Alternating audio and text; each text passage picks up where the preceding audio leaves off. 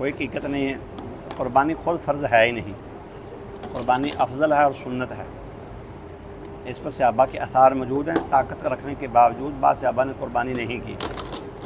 ہاں جی، ایک بات ہوئی. نمبر 2، زکوٰۃ کی شرط کسی نے جو لگائی ہے وہ غلط ہے. نہ قرآن میں اس کا تذکرہ، نہ حدیث میں، نہ کسی صحابی کی شرط ہے. یہ بالکل مفروضہ لوگوں کا ایجاد کرتا ہے.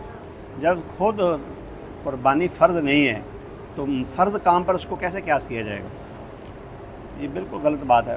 میرا خیال ہے مولانا تقی عثمانی حافظ اللہ نے یہ شرط بیان کی ہے کسی جگہ. میں نے میڈیا پر ان کو دیکھا تھا اور کوئی دلیل انہوں نے اس کی بیان نہیں کی. بلکہ عوام کو ان سے پوچھنا چاہیے کہ آپ جب قربانی کے لیے زکوٰۃ کی شرط لگاتے ہیں دلیل کیا ہے اس کی؟ میں آج بھی دلیل کی ضرورت ہے، دلیل دے دیں. میرے پاس میرے علم کے مطابق کوئی دلیل نہیں ہے.